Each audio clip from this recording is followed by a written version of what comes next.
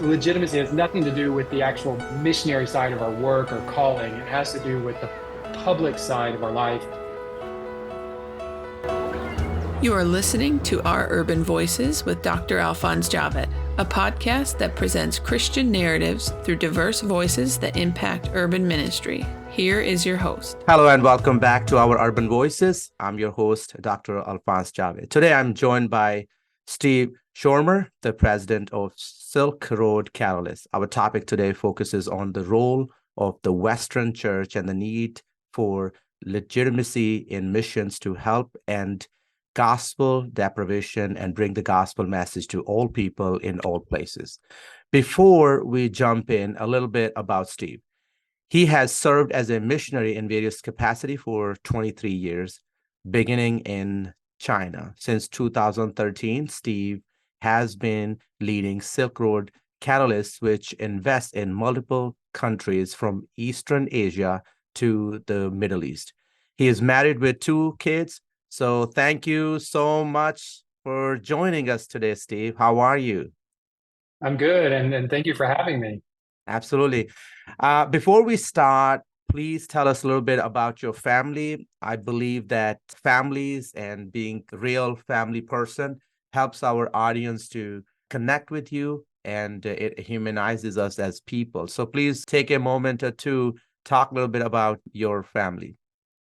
Sure, absolutely. So I was born, raised, and I still consider myself a Texan from the Dallas area, where my parents and siblings still live. My wife is, her name is Janice, and she was born and raised in Puerto Rico and only left the island when she went to college in Florida. So we originally met in 2001 in England at a conference at a time when she was living in Paris. I believe it was Paris. It was France, but I believe it was Paris, where she was working with immigrants and refugees coming in from North Africa and the Middle East. And of course, I was working in and around China. Funny part of that, there was zero sparks between us. I had a flu or cold or something at the conference, so she didn't want to get anywhere near me. But she does remember that. But in 2005, God caused our paths to cross again. We got married in 2006 and then had 2 kids, and then off to China we went until 2013. To start us off, talk to us a little about what Silk Road Catalyst does. What sets you apart as a mission organization? Yeah, so our vision at Silk Road Catalyst is to end gospel deprivation. So ensuring that everyone globally has gospel access. So to do that, our primary focus is disciple making and church planting, where there are few and sometimes no Christians. But with that said, we also have a secondary focus. We believe that we just can't simply focus on one's eternal state while ignoring the physical needs that may surround them. So our secondary focus, and I'll emphasize it is secondary, is in the area of compassion ministries, community development. So like the earthquake relief we were involved in earlier this year around Turkey and Syria, flood relief currently in South Asia, what's going on over there. But as far as our DNA as an organization beyond our vision and purpose, I'll describe it like this. We want to see what I call an 80-20 split in our staff, which is about 80% being nationals or near nationals and 20% being foreign missionaries. So I'm not talking about partnering with nationals as an outsider coming in and we just build a simple partnership, because the nationals on our team are actually part of our organizational staff. And in fact, they're part of our leadership team because we always aim to have our key leadership positions filled, not just with those with the right skill sets, which is important, but with those who are from those areas of the world. So just a quick example, our regional director over South Asia is Nepali. Our East Asia director is from that region. We're also in the process of appointing a leader in the Middle East, but they all come from those backgrounds. They all come from those religious backgrounds. And anyone who serves under or in those areas, whether they be Americans or a national, serve under their leadership on the field. That's fantastic. I think we need to do this more and more and allow brothers and sisters from other nations to sit on the table and have part in vision casting, have part in executing the vision, and contribute their talents and gifts. So that's amazing, brother. That's awesome. Could you define gospel deprivation for us? Is there an estimate how many people are deprived of hearing the gospel message? So when we decide to use the term gospel deprived, which would be the term that we would label them as, it really was coming down to the issues I find with using the term unreached people groups. I find that it's overly used. I find that in some ways the definition has been hijacked. For instance, here in South Carolina, there's someone, I can't even remember who it was. I was just in a meeting where they were describing nurses in my community as an individual unreached people group. And I just feel that it's gotten to the place where that term doesn't mean as much as it used to. And so we needed to come up with something that would differentiate the people I live around in the Bible Belt versus the people we're serving around in the 1040 window. And so we came up with the word gospel deprived. So I would probably say definition wise, it's very similar to the actual definition of unreached people group. But within that, we're also recognizing that we're not a people group centric ministry. Because as we were talking about who we're appointing into leadership and who our staff is made up of, most of them are from unreached people groups. Even their families who are either Hindus or Muslims or whatever background they come from, who are not believers still, are part of unreached people groups, but they've heard the gospel. So we would not consider their Hindu family or their Muslim family unreached anymore simply because they've got gospel access. Right. So we're really looking for those communities, breaking it down to a smaller section of people, a gospel deprived community where either there's no Christian or very few Christians within them. So we're trying to engage places like that. That's good. I like even the clarity on how you are applying that definition to your own structure, your own organization. That's good. So with so many living isolated from gospel access, what do you believe needs to happen for everyone globally to gain access to the gospel? Yeah, I think that answer is very complex ultimately, and I definitely don't have all the answers for that. I do know that the good news in Scripture says the gospel will go everywhere. So we know it's going to happen. The timing of that, I have no idea. But as far as what we can do, I think part of it has to do with the whole train of thought of mobilizing the whole church for the whole world. Now, there has been a lot of work in that area where they're mobilizing Latinos, Africans, Asians, people from all over the global south of the majority world. And so there's a lot of good effort going on in there. I still think there's more needed. I think there's, I keep running across person after person who will explain the challenges they may have, whereas maybe an American wouldn't have as much of, especially in terms of funding. But I think there needs to be a greater effort in empowering that part of the church to be more engaged. When we lived in China, I started seeing the writing on the wall where I could tell that the outsiders were not going to have the luxury we had for many years there. And that door has shut now. I think for someone like me to walk into a place like China, it's far more challenging today than it was 5 years ago. Not just because of COVID, but because of just things the government was implementing and starting in 2018. There just needs to be, I would say, more of an assertive effort of maybe churches in the West partnering with churches in the South, global South. Organizations being more intentional, not just focusing on the people from their country, which tends to be Western countries, in mobilizing, but really figure out how to do more in mobilizing the global South, not just in partnerships, but actually in team members, staff team members. And as we talked about earlier, leadership. I do think there is the idea that nationals are the key, and there is truth to that, but nationals are not everywhere. Right. The ones who are ready to go and able to go, they don't exist in all the communities we're necessarily talking about within our organization. So, we need to find people closer, maybe near nationals or something, how to move them in strategically, how to undergird them appropriately, so that they can go. Because as we've seen, just I'll end with this, as we saw in China in the last couple of years with COVID, there were many teams, I'd say, in certain parts of China, I won't specify where, but certain parts where it was a mixture of Chinese and foreign missionaries. But when the foreign missionaries had to leave or were forced out, the national missionaries were left stranded and didn't know what to do. Yeah. Because they weren't empowered to lead. And these were Chinese brothers telling me this. Mm-hmm. Mm-hmm. So they felt not abandoned, because they understood what happened. So they knew that their foreign counterpart wasn't purposely trying to put them in a bad spot. But the outsider didn't necessarily equip them to lead. And that's why it's important that we equip the people closest to these cultures to be the leader, and where we submit to their leadership. So if something happens to the outsider, the ministry will carry on. The hiccup will be minor. Right. But we want to minimize those hiccups as much as possible. Yeah.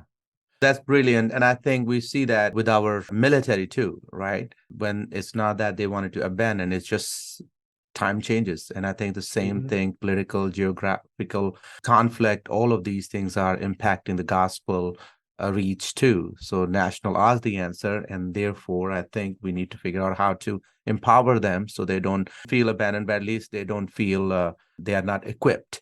So they need to have that confidence that they can work with their own community as leaders.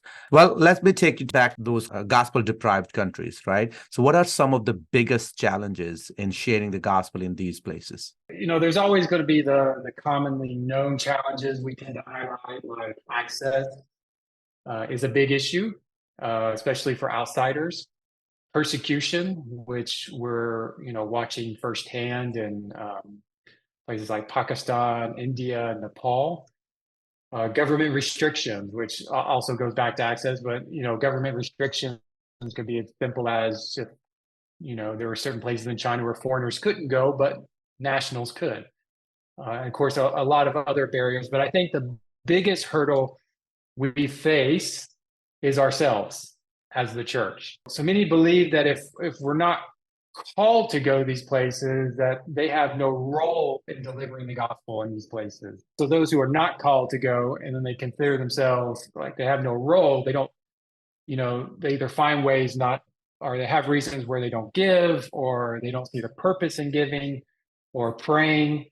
I really believe that it doesn't matter where we're at, economic status is or anything, we all have a role to play. We can all pray. It doesn't matter if you're in a small village in Africa or Asia where you have no access financially to travel anywhere.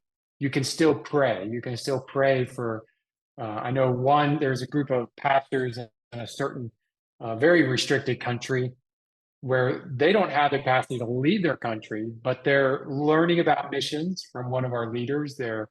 They're learning about praying for unreached people groups or the gospel deprived. They're learning these things that they can do in the process. And then for those who go, or even I would say for those who want to go or are considering to go, because I think I read somewhere that out of 100 people who say they're committed to going somewhere, only 1 out of 100 goes. I don't know the stat or where that came from. It's just something I heard along the way. Oftentimes we let fear determine how we move forward or if we move forward. By doing that, we inherently slow down gospel advancement. When we let security issues, and I'm a huge advocate for security. I used to work in kind of the security field. I actually worked in researching identity fraud, so I'm a big advocate for this kind of stuff. But sometimes we let security dictate our entire ministry. And when we do that, we miss gospel opportunities. And so we don't need every Christian packing up their bag, moving 8,000 miles away. That would be ludicrous, because then who would stay back like where I live to do ministry? Because we still need that here. But we just need every Christian to be concerned about following Jesus to the end.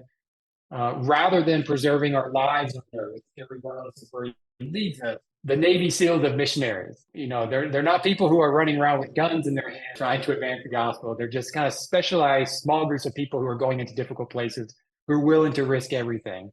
Because ultimately, if we're going to get the gospel everywhere, we have to realize there's a risk. For those who go, we have to accept the risk, and we just have to leave it in God's hands. You authored a book, Legitimacy in Missions Matters, 5 Marks Toward Legitimacy. Could you talk about what led you to write this book? And more specifically, help us to understand this term legitimacy in your context, in the context of your book. I'll first explain it as who the book is for, because I think that's important. So it can be for anyone serving as a missionary, even a national, but for the most part, it's for foreign missionaries who are serving in challenging places like the 1040 window, who need what you may label like a public identity that is not missionary. So in fact, legitimacy has nothing to do with the actual missionary side of our work or calling. It has to do with the public side of our life that we create when we walk into these countries who do not want missionaries or allow missionaries to freely operate.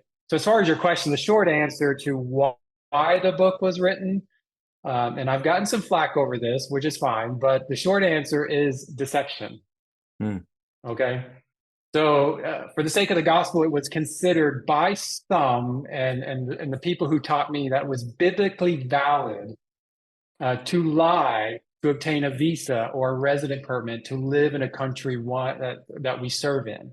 It didn't matter what you put on the application. As long as you're doing it for the sake of the gospel, you could lie constantly. The flip side of this, there is a group of international students at a seminary here in the States where the president got onto them for working jobs under the table, earning money under the table quietly. And so he got onto them, and their response back to him was, well, when you tell your missionaries in your denomination to stop lying to our countries about why they're there, then we'll stop working here. It kind of gives you a picture of what I'm talking about. We look at, well, if we do it, if you come to our country, it's not okay. But if we come to your country and do it, it's okay. And so the reality is, I just find too much deception out there, especially as I was living in China, that really didn't need to happen. I don't think it was necessary. I think we got away with it. I think the government was not fooled by it. In fact, a close friend of mine, before they had to leave China, he sat down to get his business visa, and the police told him, "We don't believe you're starting a business." I mean, they've got the experience. They know what foreigners do. And they say, you have a year to prove that this is a legitimate business or you're out of here. Things are changing in these countries. So the good news is I find that more and more missionaries today, especially the younger generation, is refusing to use this tactic, and they're seeking legitimate avenues into countries they're trying to serve. And so I'm hoping one day my book will soon become irrelevant, especially as the younger generation grows up and as they become leaders themselves, and that it's no longer needed. But as far as legitimacy is, it does include how we present ourselves to the government, because when we're filling out those applications, it's necessary. But what's more important is how we present ourselves to our local community. Okay, so actually, just a quick story to describe what I'm talking about. There was a missionary I met in Southeast Asia, and he had started an English business. And after 2 years, he lost his credibility with the local elders of the people group. And what transpired in that conversation was they challenged his income. How do you live this lifestyle when we know you don't have much of an income? Traveling internationally, having a car, having a nice house. They're like, our math doesn't match up to your math. And so they thought they lost everything. But in the end, they realized the English business they were doing, it was legal, but it wasn't legitimate. And so they had to transform into a new business that actually benefited the culture. And once they did that, and the locals were benefited through jobs and taxes and things like that, they gained the respect back, and they were able to have credibility. So he actually told me that before his new business, everything was illegitimate, although legal. But now he was both legal and legitimate. because it made sense in its context. You had an interesting phrase, the Rahab approach. What do you mean by that? Yeah, so the Rahab approach, Joshua chapter 2, when Joshua sent the spies into Jericho to spy out the land, and then the king found out, and they sent people to Rahab's house to get the spies, and their plan was to kill them. Rahab hid them. When the Jericho people showed up, she lied about their whereabouts and told them where to go. So 23 years ago, when I first became a missionary, I was taught by well-meaning people that because of the story of Rahab, that it was okay to lie. It was okay to lie on your visa applications, okay to lie to the local people. It was just okay to lie because in essence, you're protecting people. But I bought into that, okay? And I'm guilty as charged that I taught people to do that. But then over time, I realized, but who are we protecting? In reality, I think we're protecting ourselves more than the local people. Because it's not my job to protect local people. It's their country. They know their country better than I do. I am not their gatekeeper. Okay. In reality, everything I do probably has more to do to protect myself and my family first than it does the local people. So, when I look at Rahab, I do see that in her context, lying to protect the spies was fine, but she wasn't protecting herself. She was just protecting the spies. The benefit was Israel protected her when they invaded Jericho. So I will say it's okay to lie if someone comes to me and says, what is this person over here doing? Well, I'm not going to divulge what I know about them. Okay, you can ask anything about me. I'll tell you about who I am and what I do, but I'm not going to give away someone else's identity and work. But I'm going to take the fall for it if I have to. I called it that because the problem was, I think we were twisting that passage to justify deception just for the sake that we could stay in country for as long as we wanted to. And in the end, we don't need to be doing that. We don't need to wave our missionary banner, but we also don't need to be deceiving people either in other ways. All right, let me ask you this question. When we talk about legitimacy, how do we balance safety and the truth? Yeah, so I would say that's a $1 million question right there, because I think there's always the tension of that. And of course, there's a lot of opinions floating around about balancing safety and security in ministry. And I don't believe there's a black and white answer to this question because there's just too many nuances floating around, and especially when you're going from field to field. What our team does in the Middle East is vastly different from what our team does in and around China. But as scripture shows us I would say there are times to flee, and then there are times we should run straight into the danger. And I think the lives of the Apostle Paul and the early disciples displayed both. They fled at times, but then they ran straight back into the danger at times. So I would say that safety cannot be our priority, as important as it is, because the gospel has to be our priority. We are going to proclaim the gospel to people who need to hear it. Then we have to accept the risk that we're going to have to walk into and the dangers we're walking into and the risk we're facing. We can't just constantly create more and more policies on security to protect ourselves to be able to stay longer, because I can do a lot to stay in country. But the question is staying in country doing any good eternally? So the gospel has to be our priority. I tell people all the time, if you're going to get in trouble or if you're going to get kicked out, make it count.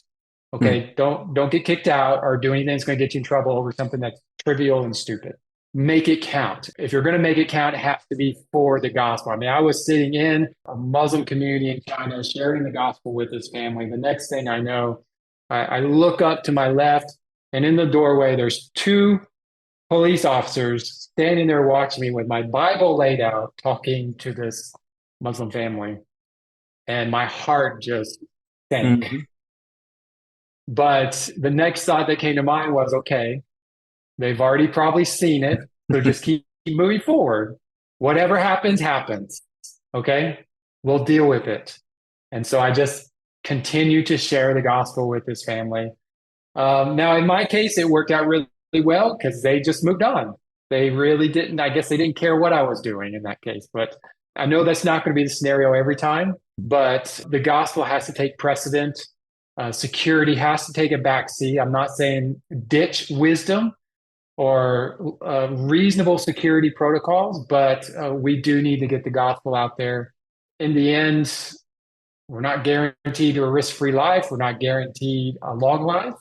And if we truly believe where we're heading, in the end, we have to trust that when that day happens, that it's at the right time. And until that day comes, we're going to be able to keep moving forward. Would you please walk us through at least a few of the 5 marks toward legitimacy in your book to help us reconsider our missionary presence? I'll just highlight 2 of them.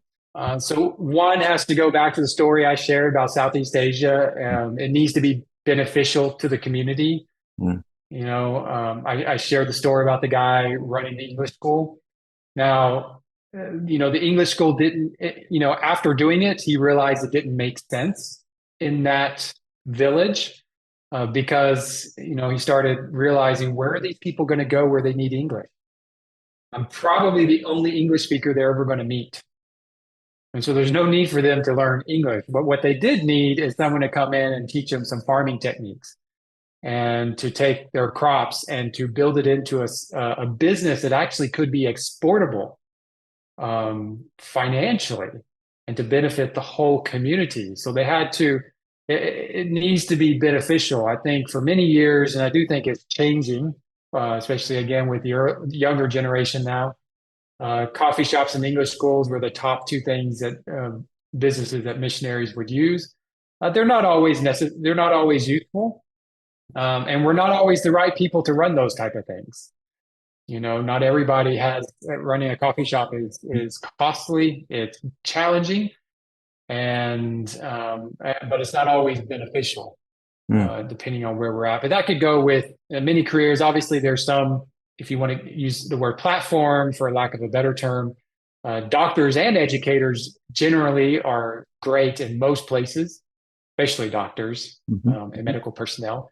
But we just need to make sure that it's beneficial to the people we're serving and not just something to get us an easy visa. The second one is somewhat controversial by Westerners in most cases, is a reasonable lifestyle. I don't know how many times I've heard from nationals complaining about how their Western counterparts lived compared to them, and even dealing with local people, unbelieving local people when they're looking at you and your lifestyle, they're going to get up into your business. In America, we don't always get into everyone's business of income and how they do things. But when I was in China, I was like, how'd you get your apartment? How much do you pay every month? Yeah. How do you, all these questions, but it's normal for them. Okay. It's not being nosy. It's just who they are. Okay. And so, if you're working at a teacher's salary and the teacher's salary is $1,000 a month, then despite all the support you may have raised before going that they don't see, you need to have $1,000 a month lifestyle in front of your community. And so we really need to take seriously what our lifestyle looks like, irregardless of what we actually have access to. That was part of the problem with the guy in Southeast Asia. His lifestyle was much bigger than his perceived income. Although we know where his money came from, they did not. And it caused an issue for them. And so, those are two of the 5 that I wanted to highlight. There's obviously 3 others, but these are just things, and I wrote these to help people just think the process before they walk in. How do I need to live holistically? Because it gets very tempting to walk in and say, man, life is so cheap here, right? For us. And I could have this big apartment for like a few $100s, where in the US it'd be $2,000, but here I can afford it. But okay, it's true, I can afford it, but unless you have a business that provides an income for you to afford it, you need to just table it and get something that makes sense, right, to the local people.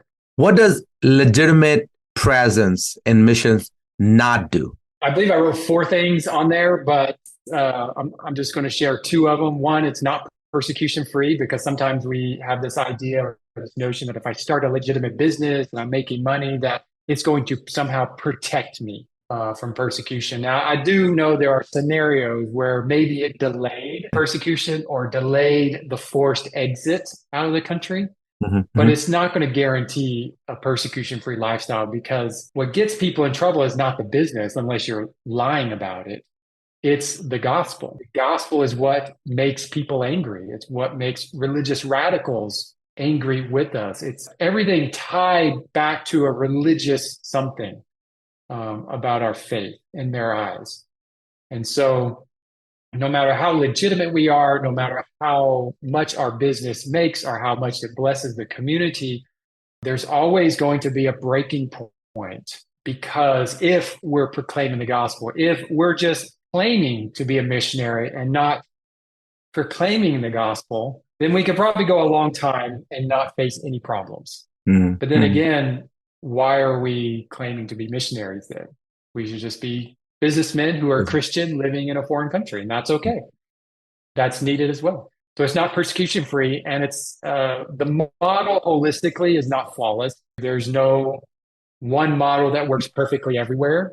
I've seen examples where people have tried to mimic models from one country to the next, and it just falls apart.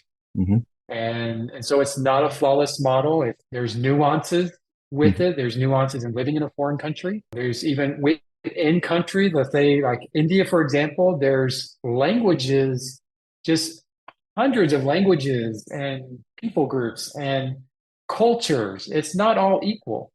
And going from south to the north, or even crossing the street in Delhi from one community to the next, you could end up in a different religious place, a different language. What works across the street may not work in the new community. So there's no perfect model. It's just full of nuances. It requires a lot of patience, a lot of discernment, and a lot of commitment to constantly reevaluating what our legitimacy looks like and making sure that it's constantly flowing with how the community flows in real life. How would a missionary go about establishing a presence of legitimacy? What steps and planning should he or she follow? So in the back of the book, I actually wrote out just a one-page recommended steps that people could take. The first one is not a recommendation. It's just something they need to be doing anyways, is just pray. Pray a lot. Don't ever just get a good idea and run with it. Just pray without any expectation of which direction I'm going. Just let God guide you in the steps. Wherever you're going, research visa options if you're a foreigner. Figure out what options that exist and start laying them out in front of you to figure out what might be the best options for you. Because not every country is the same. The third one is, before you even jump into something like business or tent making or even launching a nonprofit or an NGO, I'd say commit a couple of years to learning language, culture, the customs of the people you're going to be serving them on. That is so critical. And it's like a business investment. You're investing for the long term. So don't look at that as a nuisance or an obstacle in the way of really doing what you want to do, because the sooner you learn these things, the better your ministry and the stronger your ministry becomes holistically. Market research is the fourth thing. You want to know the market. You want to know what your community's like. You want to know where you're going. If you have ideas, you want to know, do they work? Have they worked? Is it even something that could work? So just like anybody in business in the US would do your market research, because you may regret it and you may waste a lot of money if you don't. Network with like-minded people who have gone before you, who have tried things, who have made mistakes, who have failed in areas, who have been successful in areas. Get to know them. Don't act like you're walking in with all the answers. So network with like-minded people, foreigners and nationals as well. Communicate with your local church. That's critical. I beat that drum a lot. You got to communicate with them, even in areas like this. They don't need to just know about how you're planning a church or how you're making disciples. They need to know how you're living and what it takes to live there and know the details. Seventh is walk by faith, because if you're not willing to walk by faith, just stay home. It's going to be too rough on you. And then finally, just goes back to the first step, pray more. Just keep praying, bathe it in prayer, because if you don't, you're probably going to hit a lot of obstacles you weren't expecting, and just make a lot of mistakes that you wish that maybe God would have guided you around or away from. I mean, you're going to make mistakes, but we want to hopefully mitigate how many of those mistakes you make in the end. So pray a lot. So let's talk about the church. How can a standing church help a missionary strengthen his or her presence of legitimacy? The first thing is accountability.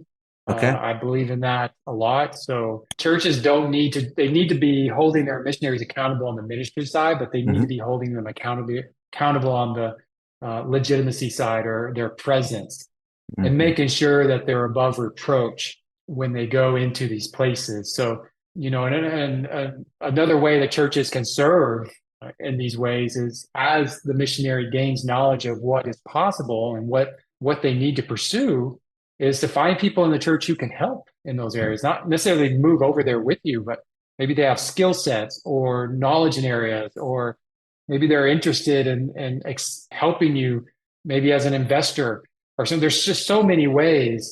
There are missionaries out there who have started incredible businesses that are profitable, that are worthy of investors to come into. And so, but you need to really start with your church to garner some of that knowledge and expertise from people in those areas who have started businesses in the US or abroad or in the area you're trying to look for. But even if they don't have the expertise, still starting with them, because the people in your church will likely know someone out there who has the skill sets and the expertise that you need to learn from. So that's good. Really, the local church, I think, is really the base of everything that can happen with a missionary family. Yeah. And are going to be so critical in every aspect of what you do. That's some solid advice, Steve. Anything else you want to add to this conversation? I've said this already, but having a presence of legitimacy has a lot of nuances. It's not black and white in the end. We need to give a lot of grace and mercy as people are trying to figure this out. And because I've come a lot of non-grace and non-mercy out there with people just expecting a perfect scenario. So there's going to be a lot of mistakes. There's going to be a lot of hiccups along the way. A lot of patience is needed. But in the end, if God has called you there into these cross-cultural settings, He knows what you need. He knows how to get you to the place where you're always going to be the outsider, but the more you learn to live in that environment, the more the people begin to accept you as part of them, as part of their family. And so just be patient, be diligent, but in the end, just let God guide you. So if listeners wants to get in touch with you, what are the easiest ways? So the best way is through our website at silkroadcatalyst.com. But you can also go to our Facebook, Twitter pages as well. We check those if people want to direct message us. Of course, we also have a YouTube channel, so if people want to reach out to us through that. Great. That will also be included in the episode's description. Now, for the last thing, because we talk about heavy topics, we've been talking about persecution in those places, we've been talking about legitimacy, all these different complicated things as well related to missions. I'd like to ask you to tell a joke to lighten the mood. So I was talking to my wife about this, and we're like, but you're not a joke teller. That's exactly why I asked, actually. I have never found even one person on the show who is a joke teller, because all of them are very serious people doing really serious stuff. That's why I want to hear a joke. Well, I had to research one. And so I found, I don't know if some people are going to approve of this or not, but I think Jeff Foxworthy can be pretty funny. And he's got some redneck joke, but he also has, you might be a Baptist joke. So as a Baptist and someone from a very strong Baptist background, I found some Baptist jokes.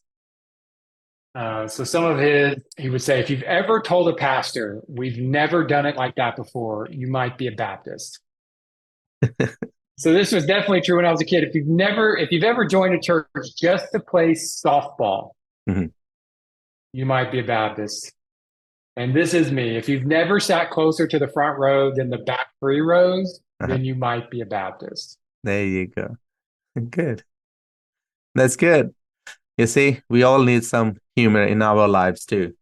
It makes us human too. Thank you so much for being on the show again. That was Steve Schirmer, the president of Silk Road Catalyst. And thank you to all our listeners. We truly could not do this without you. If you learned something, have a topic suggestion, or would like to leave us feedback, drop us a note at oururbanvoices.com. Be sure to subscribe to the show and leave an honest review wherever you listen to your podcast. Tune in 2 weeks for more honest discussions from diverse voices.